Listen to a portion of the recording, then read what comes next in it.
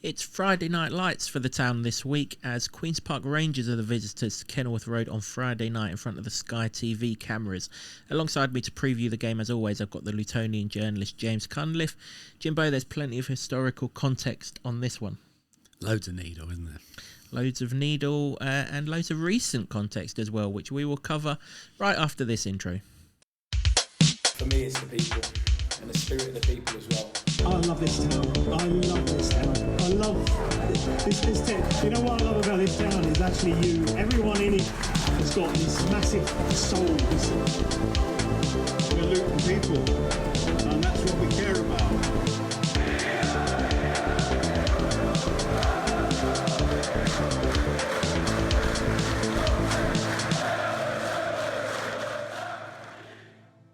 Hello everyone, welcome along to another episode of the Luton Town Supporters Trust podcast, the longest running Luton Town podcast, sponsored this season by Solid, providing opportunities, provisions and assistance so our academy can fulfil their potential.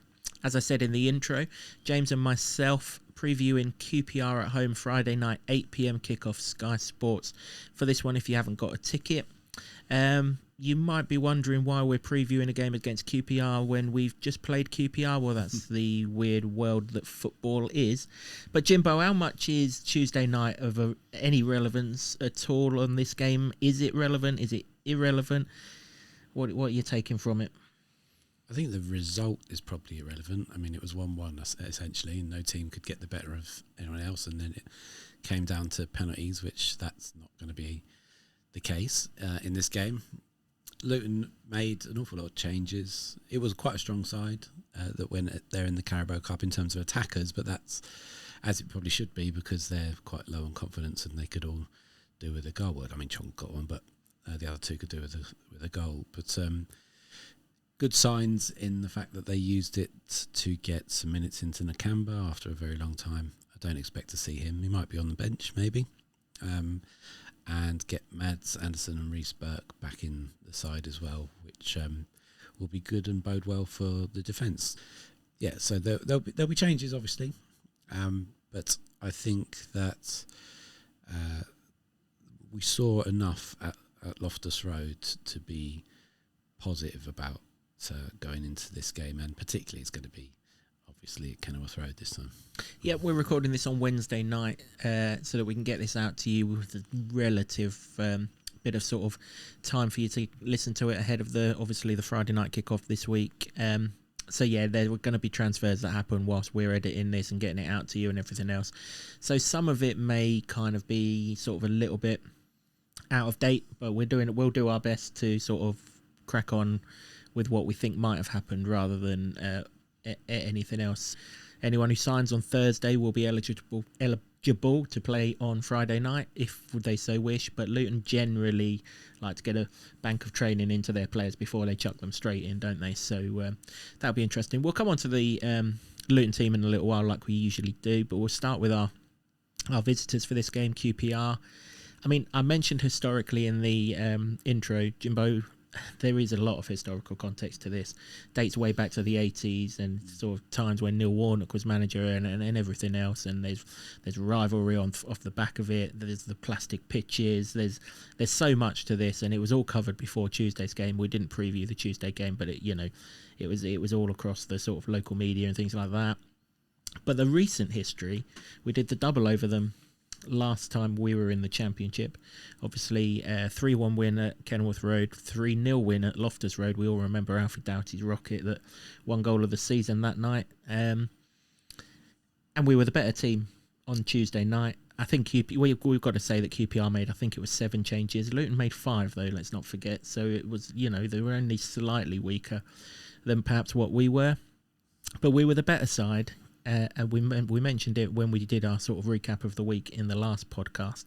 There was an awful lot to like, and if we can bring the nice bits of Tuesday night with us on Friday and stick the ball in the back of the net, there's no reason why we can't get some sort of positive result out of this, unless there's some serious talent that QPR left out. And they did bring 4 players off the bench to finish the game strongly, and they didn't really look a great deal better than us when that happened. So that kind of bodes well. It does. Results for them wouldn't suggest that there's a hell of a lot there to be too scared about. They are a point better off, admittedly, but it feels like a bloody age since Luton played at Kenilworth Road. So it's always been a lively encounter against QPR, and I think given the need for Luton to really get this season up and running, then it will be again, and Friday nights as well. That always helps. So I'm looking forward to seeing whether Rob Edwards has used that game at Loftus Road as a blueprint, formation-wise, stylistically-wise, as to what he's going to do in this game. I think the personnel will have to change to some degree, because it was used to bed in some long-term injured players back into the squad, which long-term is going to be good, but might be a bit too soon for them. But I think you and I are desperate to see four at the back and have this fast, attacking, relentless team that Edwards has been promising, and through a sort of combination of injuries and not having the right personnel at the right terms, probably hasn't been as apparent on a consistent basis, let's say, because at Portsmouth I think there were the signs there, and then again at Loftus Road on Tuesday, lots to be pleased about as well. So from that point of view, that's what I'm looking to see. And let's stop conceding the first goal and providing a bit of a mountain to climb. Yeah, he's been a bit of a bugger, isn't he, Rob? He keeps on giving us hope with this back four, and then he goes to Preston with a back five and takes your hope away, and then he gives you a back four again at Loftus Road and he's got the hope up again. I mean, please, for the love of God, let there be a back four on Friday night. Please, I don't really care how it's set up in front of the back four, but please, let's have a back four. It's not just Luton are going to be involved in transfers ahead of this game. QPR are going to be as well. If rumours are to be believed, Lyndon Dykes will soon be on his way to Birmingham. He hasn't been playing for them anyway, so you would imagine that's been... he had an injury that made him miss the Euros, didn't he? Got injured training for Scotland, actually. But he hasn't been playing for them anyway, so whether they've known that's in the pipeline or not, he seems to be going to Birmingham. Michael Frey is the guy who's been playing up front for them. Didn't play on Tuesday night.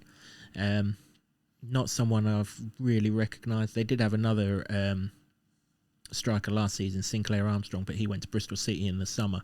So they appear to be light of that sort of out-and-out centre forward. I mean, obviously the danger man, whenever we've played against QPR, it's been Elias Chair. I don't know the situation with him. He had all that hoo-ha last season where he looked like he was getting banged up, but then got away with it. But he hasn't been playing recently either, so I don't know if he's off on his way or if he's injured or something else. But I'd be mighty glad if I see a QPR team sheet on Friday night that does not contain Elias Chair, because other than giving Tom Lockyer a clip around the ear, generally what he does on a football pitch can hurt the opposition. Yeah, I mean, he was pretty good in the last two times that Town have encountered QPR, even though the results went Luton's way. I've been really quite impressed with him. I think even at that time he was thinking, I wouldn't mind if he came and played for us, because he was quite useful, quite industrious, but with a bit of clever, a footballer's brain that could unpick a defence with a decent pass. I think on the flip side of that, Luton have now got that in this midfield that is now starting to come together, which we haven't seen them in full flight, obviously, but we've got Liam Walsh to come in, had a great game at Loftus Road. Shandon Baptiste, I've been pretty impressed with him, other than his finishing, but then that can be said for most of Luton's side. And Clark had a wonderful game at Pompey, so there's lots to choose from there. I think Krause is still a little way away. Probably won't see him till after the international break, but yeah, that's a useful little midfield, I think, a useful midfield trio. And if we get our wish and play a 4-3-3, that's all you need. Absolutely, you do, yeah. And there's backup behind that as well. You think sort of Jordan Clark, Marvellous Nakamba, Pele Radicampanzu is still at the club at the time of recording. So the midfield is starting to look really, really good, yeah.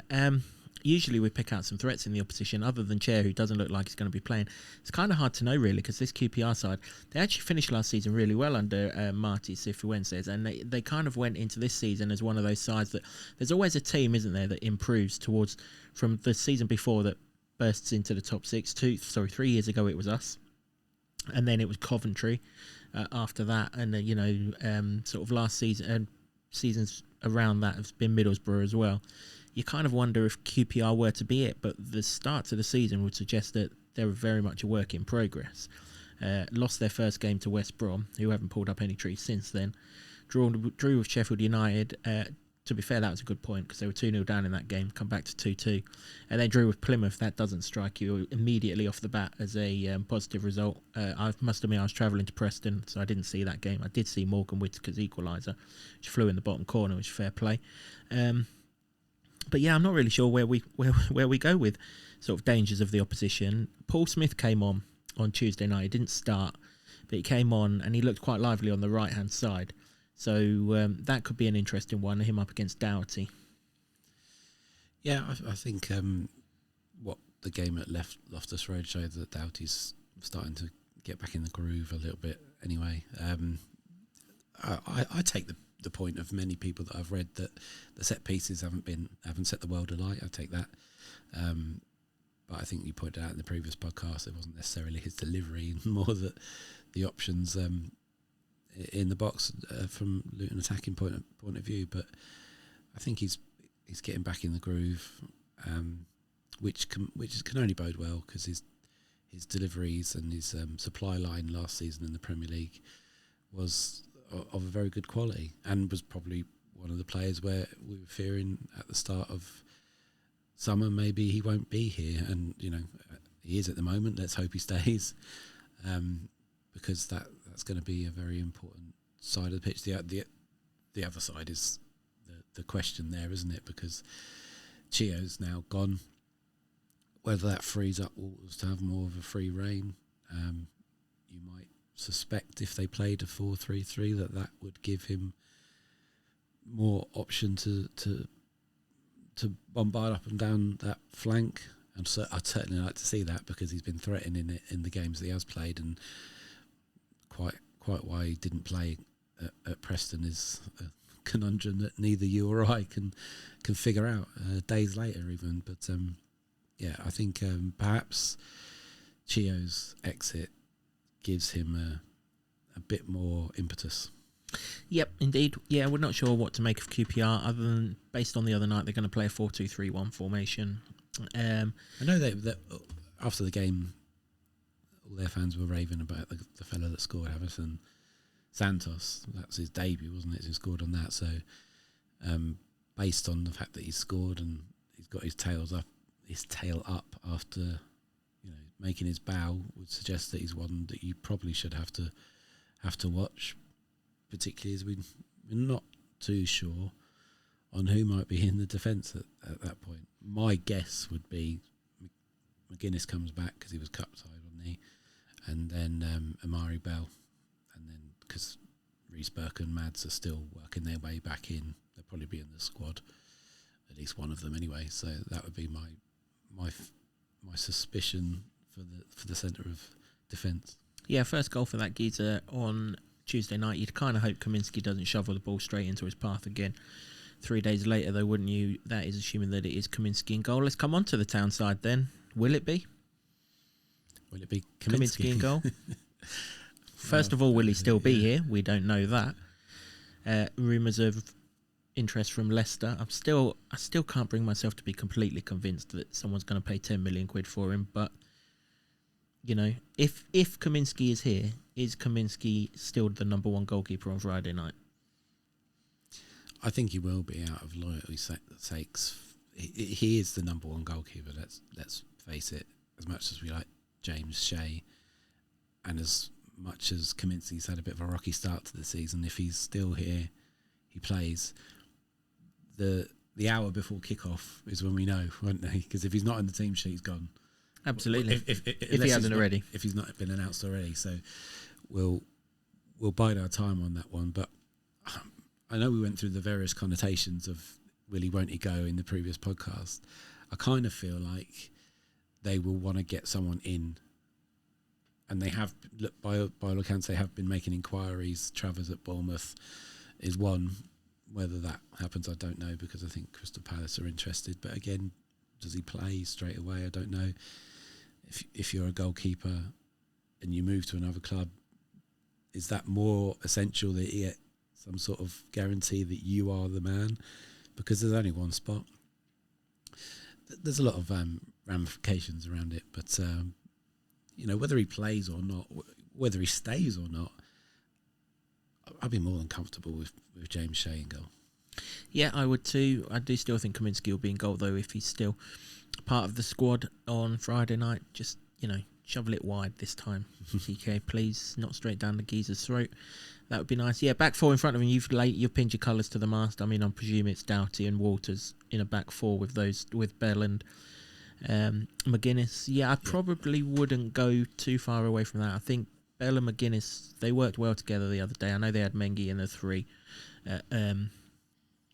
at Preston, but Bell started against QPR, which would suggest to me that he would start in that left-hand position, whichever the formation here.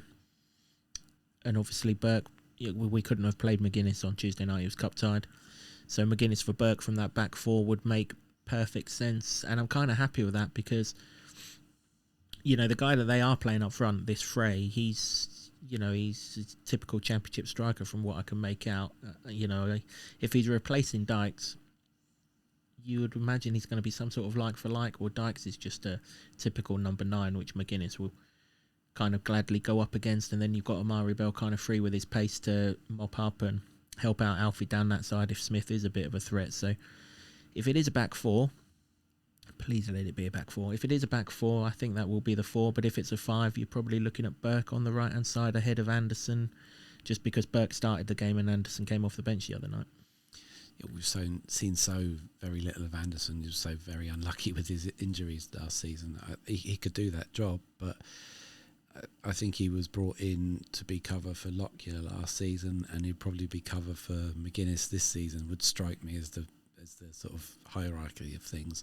Reece Burke's the starter, isn't he? If he comes back, he's a quality footballer, and he gives you so much with the ball at his feet, with a bit of space to run into, whether that's down the middle or down the flank. He was a winger at times, sometimes, wasn't he, in that championship promotion season? It was wonderful to see.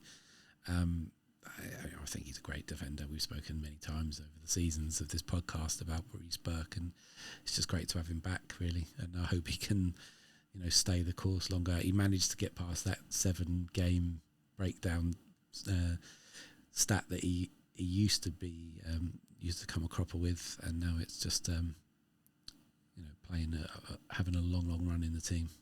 Yeah, unless we go back to the back three, I don't see Burke starting this one. I think they'd give him the international break to get another couple of more weeks of fitness into him before he considered a McGuinness and Burke sort of starting combination. Obviously, McGuinness will start. You don't spend the sort of money that was reported that we've spent on him to then stick him on the bench. It's just not what Luton do, and quite rightly so. If you're going to put an outlay out, you need a return pretty quickly. Midfield, we're not expecting to see Marv from the start. Rob's pretty much said that we've got to manage him. Hey, that doesn't necessarily mean that he's not going to start, but I don't think Marv's in a situation where he's going to start. I think we're looking at Shandon Baptiste coming straight back into the side, aren't we? Alongside Clark again in that sort of double pivot. For me, yeah, I like the way that looked against Pompey, and when Baptiste came on, Loftus Road, I think it showed some nice touches and some good impetus, particularly going forward. Clark does that anyway. He finds little pockets all over the shop and works that really well. His game against Pompey showed that he was quality in 2. He should have had 2 assists. But for the fact that 2 strikers don't know where the goal is at the moment, and hopefully that changes. They need something. It is the proverbial ball off a goal off somebody's arse, and just to get them up and running. Elijah he'll fly as soon as he gets his first one. Yeah, that he will, no doubt about that. I guess the other option that they could do is they could push Clark further forward where Chong would play and play Walsh alongside Baptiste. I wouldn't be against that, I have to say. I've been kind of disappointed with Chong's output in these 3 games, and when he trudged off at Preston, it was like he'd lost a grand and found a fiver. He was that cheesed off. He was not impressed. Didn't really see a lot from Preston where he could justify not being taken off, to be honest. And again, Tuesday night, same situation, got into some really good positions but just couldn't pick anyone out. Whereas Clark has picked people out in those positions this season. They've just not scored the chances that he's created for them. So I wouldn't be adverse. And also we're kind of getting into that realms with Chong like we were in last season, where he came out of the side for a couple of months for the penny to drop before he went back in it and started killing it. And I hope we don't get to that situation again. But ultimately, if the ball's not getting to the strikers, we've got to find someone who will get it to the strikers. And maybe Clark is that man. And then if you've got Walsh alongside Baptiste, you've got a serious ball player, because I think Crystal Palace, QPR are going to defend pretty deep. I don't expect them to be too adventurous. I would imagine that they'll try and hit us on their counter-attack, kind of how they sort of played it the other night. Don't really see why that would change away from home if that's how they're going to play at home.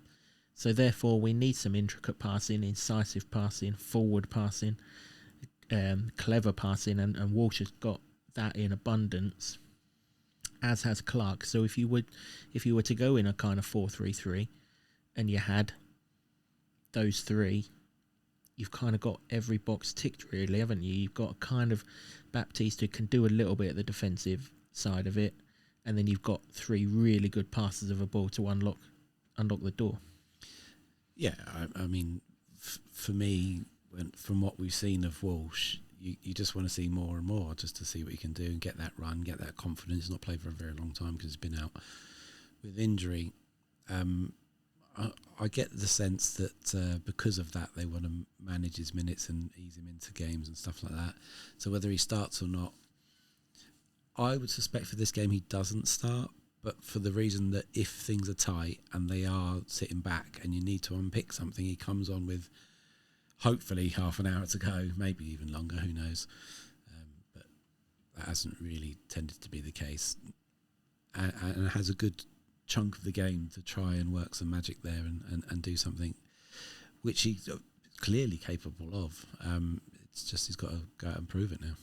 Yep. And I mean, if we do play the back four, the interesting thing will be, will it be 4-2-3-1? Will it be 4-3-3, 4-1-4-1, or just a flat out 4-4-2? At different times on Tuesday night, we morphed into all of them, such as the flexibility of the personnel in those sort of front four. I guess the big question, though, is if we play with a back four and we need someone on the right-hand side, is that person Zack Nelson again? Lots of rumours, as we mentioned in the previous podcast, about Abu Kamara coming in. That would be a big one, wouldn't it, for him to come in and go straight into the side with, well, what would be a maximum of 2 training sessions, unless the deal's already close enough that he's been training with us. But I wouldn't have thought Norwich would let him do that before a deal is done, sort of thing. So does Zack get that spot, or do we play a kind of front three of Chong, Morris on the right of Elijah, and Elijah through the middle? He's got lots of options. I guess the question I'm asking is, did Zack do enough on Tuesday night, assuming he's recovered fine, because he did tire in the last 10 minutes. That was visible and you would have expected him to. Did he do enough on Tuesday night for Rob to say, go on, then you were really good, have another crack at them? He did enough for me to say that. Whether he's done enough for Rob is a different matter, because the options are there. He's got lots of options, and Chong's more of a senior player. I think you're right that he hasn't quite hit the heights we were hoping him to. I still think he's going to be a big player this season. He just, again, needs something to click like Elijah for that to go right. But Zack, I thought he had a fantastic game. Even if you take the goal out, which was a hell of a way to score your first goal, and a much better way for him to remember, albeit they went out, much better way for him to remember than his actual debut, competitive debut, which was a horror show for everyone concerned, really. But I think there was so much to like about his fearlessness, about the way he attacked in that game at Loftus Road, and he's not going to come up against many different players. You wouldn't have thought. Well, actually, they've got 7 players they can probably bring back in, but they didn't change their back four too much, though, did they? They changed the centre half at half time, but it was generally the back four that played previously. Jimmy Dunn, the geezer who scored the own goal last time they were here, he was right back. Steve Cook, who started all of their league games, he started. They brought Clark Salter off the bench, who's another centre back, and I think it's Parle who's the left back. He started. He played as well. So their back, they kind of did it the other way around to us. They kept their back four and rotated in front. We kept our front players and rotated at the back. Yeah, so that could bode well for Zack. I think if you're gonna, if a player like that is gonna play so well, you want to reward them in some way. So I wouldn't be surprised to see him feature.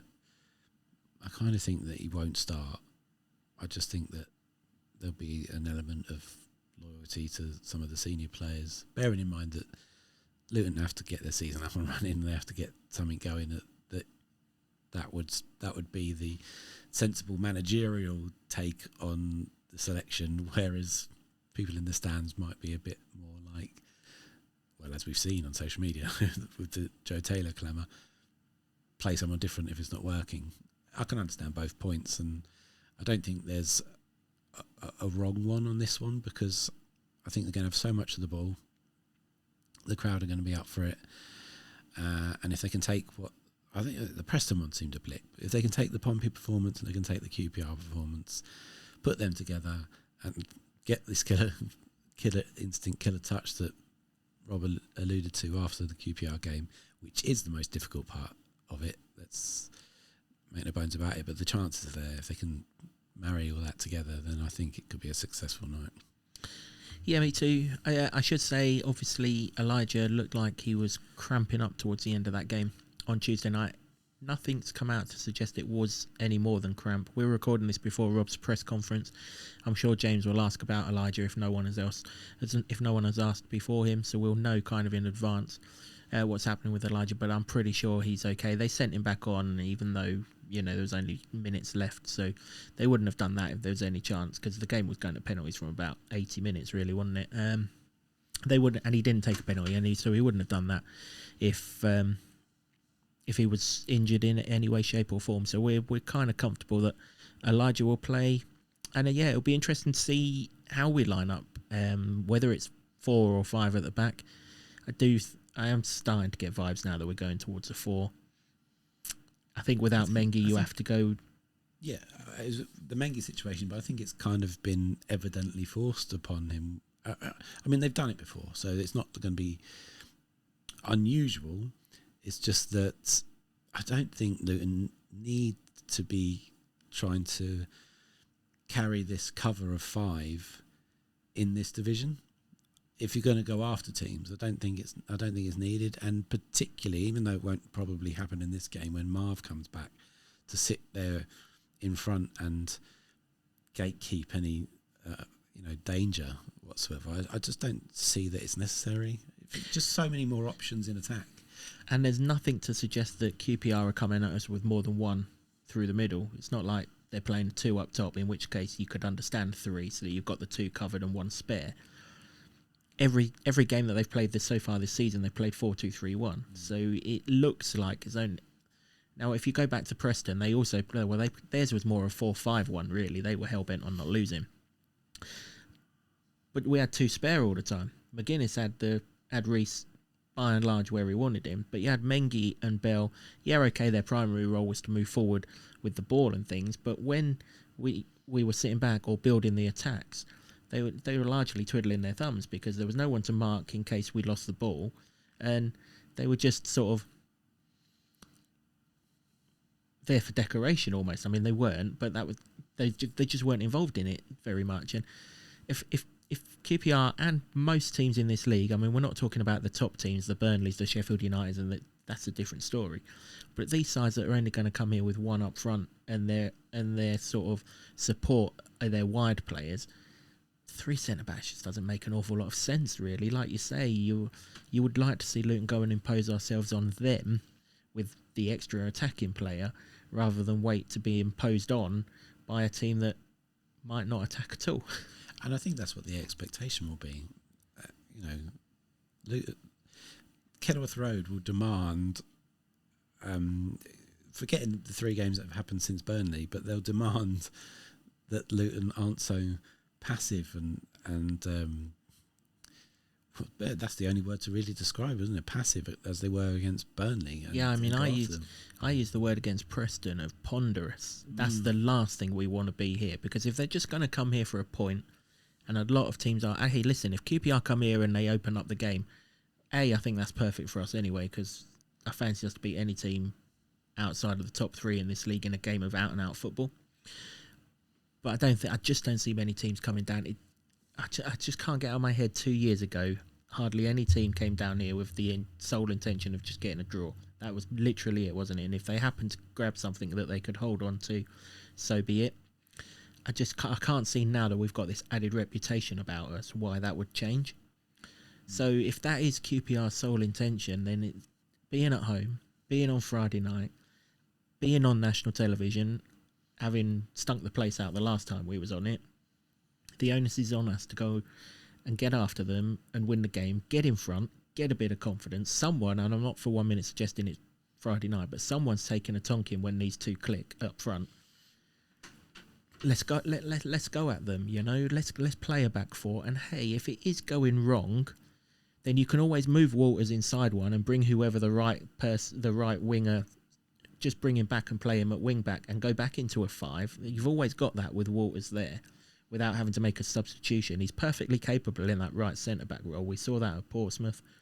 We saw it to an extent against Burnley, albeit everyone kept whizzing past because they just shot God knows how many sprinters at us. But there's that flexibility to go that way rather than start that way and then morph into the back forward like we did at Portsmouth. I'd rather see it start on the front foot, and then if it is going wrong or we're not getting where we want to be, then switch it to the back three rather than how we wanted to do it at Preston, start at the back three and then, well, I mean, it didn't change, it turned out, but... Well, yeah, I mean, I think caution has to be the plan B on this one. I think the ground will demand a fast, exciting start, and I think that is what's going to be needed. I think if I was an opposition manager, bar against, say, like you say, the top 3 sides in the division, which hasn't quite evened itself out yet, but we probably know who they're going to be. Considering the options Luton do have in attack, even though they've not scored, but probably because they've not scored so many, my intention would be to go and frustrate them, get the crowd on their back, because of the recent history of it not clicking as well as Luton want, and then try and get something. And if you sort of play into their hands with ponderous football, like you say, I think it's going to be a frustrating night. But if you go in with the intention of attacking them, and that for me has to be from the back all the way up to the front, so 4 and the 3 in midfield that we talked about, and those attackers, go at them. I mean, I think that's probably the recipe for most games, really, but in this one where you really, really need to get something to get season going, I've heard some people saying the season starts on Friday. You know, well, if it's going to start, they need to start scoring some goals, and wouldn't it be nice to do that on Friday? Yeah. I'm not sure it does start Friday. I think it starts against Millwall when the squad's settled down and everyone knows who's where and everything else. Friday's just going to be a bit of a basket case of a night all round. I suppose the other element of it is the team sheet. If we know some players aren't on there, then they're gone. Then they're gone, and then does that spark some nervousness around the ground? That is not an ideal situation, but it's not an ideal situation at all for where the transfer window is. We can't do anything about it, but we can have a moan, and it should have closed ages ago. Yeah, absolutely. Listen, I'm not going to ask you if this is a must-win game because it's not. It's game 4 of 46. But what I think it is a game where a positive performance is needed. Positive football, a tempo, because we never got into a tempo against Burnley, but we did at Portsmouth for that first half an hour until Kaminsky put an end to that, and we really had a tempo Tuesday night. The tempo that we played with on Tuesday night was brilliant, and yeah, okay, we had Marv there and more midfielders were happier to go forward because we had the defensive shield, etc., etc. I get all of that. But that tempo, the crowd behind them, get the crowd on, get the crowd going, the crowd, it's going to be intimidating, it's QPR, they're not liked. They're not going to be liked. That's just the way it is. And really get it going. I mean, if we score early, it's got the makings of one of those proper Friday nights under the floodlights. It's going to be dark by the time the game kicks off. The lights are actually going to be... It's not like the Burnley game where we had to wait till half-time for the floodlights to kick in, etc., etc. It's got the makings of a good night, but we've got to go and make it a good night. It's not just going to be a good night. Yeah, that's exactly it. And it starts with your intention from the first whistle, and it has to be that attack-minded, fast-flowing, full throttle, going at teams blueprint that we've been told about, which I understand in places hasn't been there because of personnel injuries and somewhat, but it has to start somewhere, and you have to start doing it at home, and so it has to be Friday night for me. So it's an intriguing one, because I think the onus is, I mean, you say this about everybody at home, the onus is going to be on Luton, but it's going to be more on Luton, because I don't think QPR have to come and be too adventurous to try and get something based on the recent results. But if Luton really go after them, then I think there's every reason to be positive that the season can change, and this can be the jumping off point for something better. And the madness of this league, we start the night second from bottom, but with a win we can go level on points with 10th place ahead of everyone else, obviously playing on Saturday. That just goes to show, I mean, obviously not everyone in that intervening period are going to lose, so we, if were we to go level with 10th, the chances are we'll end up 15th, 16th or something. But it just shows you how this early in the season, just one win can completely change the fortunes. I mean, everyone knows we're not second from bottom in the league. We're nowhere near a team that's second from bottom in the Championship. But a win would just have everyone going into the international break, whether we're sat 12th or whether we're sat 18th, just on a high. I'm sure the transfer activity will give a little bit of a boost, because I do think there'll be incomings ahead of the game, or if they're not ahead of the game, then certainly straight after. It's kind of got a feeling of Hashi going around the pitch at half-time about it, hasn't it, in terms of that. We might actually have a signing earlier in the day that's unveiled at half-time or something like that. Certainly if the crowd needs a lift or something like that, it might, or before the game, it might happen.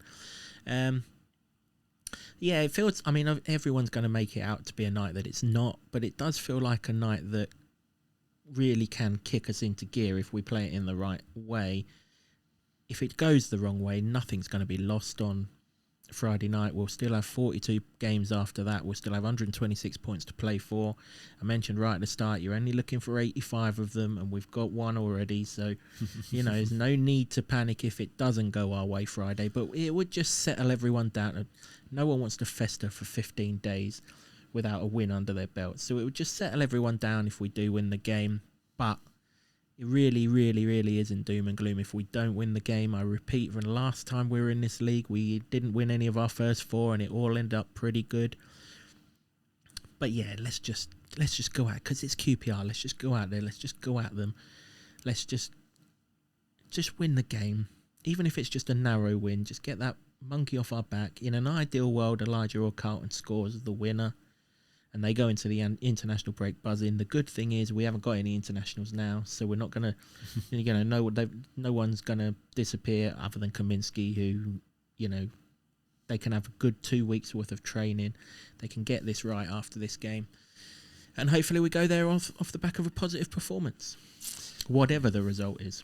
Yeah, I think that's the main thing. There's been so much uncertainty this summer about, well, bloody everything, really, isn't it? I mean, there's been a lot. The only certainty has been uncertainty, hasn't it? I mean, when you combined the transfer window and the shenanigans that's going on there, not really buying anyone early on in summer after Ruel and Shandon, and then now getting an influx of players, injuries coming back, that seems to strengthen things. But now we're in the situation where we thought we'd have pretty much the whole squad that we were going to have, plus a couple of additions and maybe some now going, big players. But, after this game, midnight really, we'll know where we are in terms of all the off-the-field stuff. It would just be nice to marry that with a first win, wouldn't it? I mean, we might know at 8 o'clock if Sky stick their cameras in the director's box and there's like the next Liam Walsh or whatever it was against Burnley, announcing it for us. Yeah, it's an interesting 48 hours ahead with regards to transfers and things like that.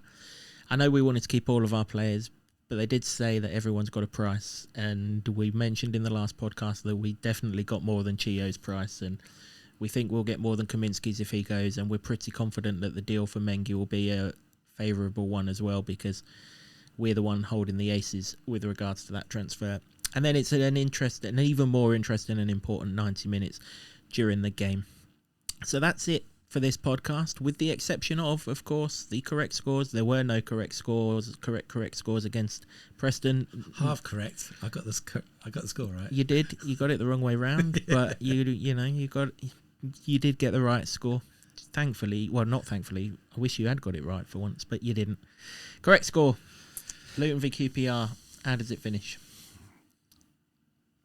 I am not going to stray too far away from keeping it a bit reserved, but I think there's more goals in this one. I want Luton to score first, and I think they will. I think maybe QPR sneak something as well, and then Luton score late on, and I hope it is Elijah. But yeah, I don't care who it is at the end of the day. I think it'll be 2-1.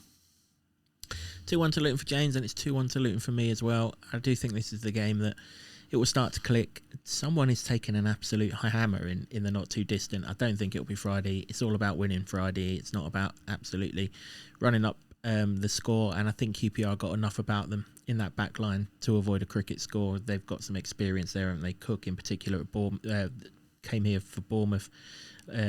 What were we talking, 3-4 seasons ago now? That's how long he's been around. I think he played against us for Notts Forest as well. So he did. There was rumoured interest as well last summer as well, wasn't there? Yeah. So they've got him in the back line. They'll have enough about them to avoid a cricket score, I think. But just based on Tuesday night, we were the better side on Tuesday night. We only had to convert one more of those chances, and the picture would have looked rosy. And I think we'll do that on Friday night. So 2-1 for James, 2-1 for myself. I can't let him get too far away in the correct scores, so I'll match him. If you can't beat them, join them, as they say, and that's what I'll do.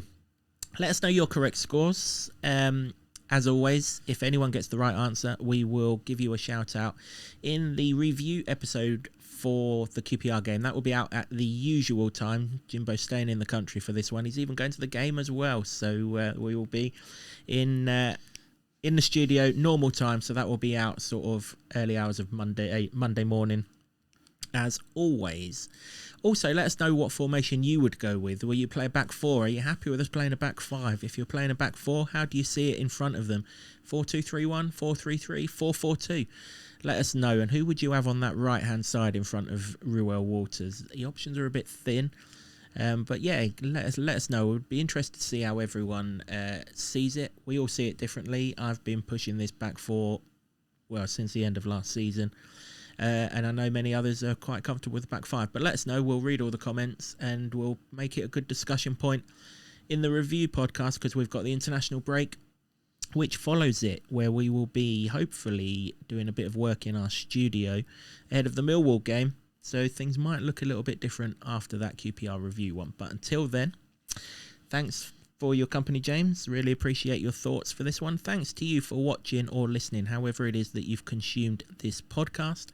Thanks, as always, to the Barber Club and the Lower Level in Luton for hosting our brand new studio. We really appreciate your support, guys. To Sean Grant and the Wolfgang for our intro music, and to Ed Smith Creative for the designs that you see on set. If you've got a ticket on Friday night, be loud, be proud, roar these boys on. Between all of us, we can get the job done. So until that review episode from James and myself, come on, you Hatters, we've got this one. For me, it's the people and the spirit of the people as well. I love this town. I love this town. I love this town. You know what I love about this town is actually you. Everyone in it has got this massive soul. The Luton people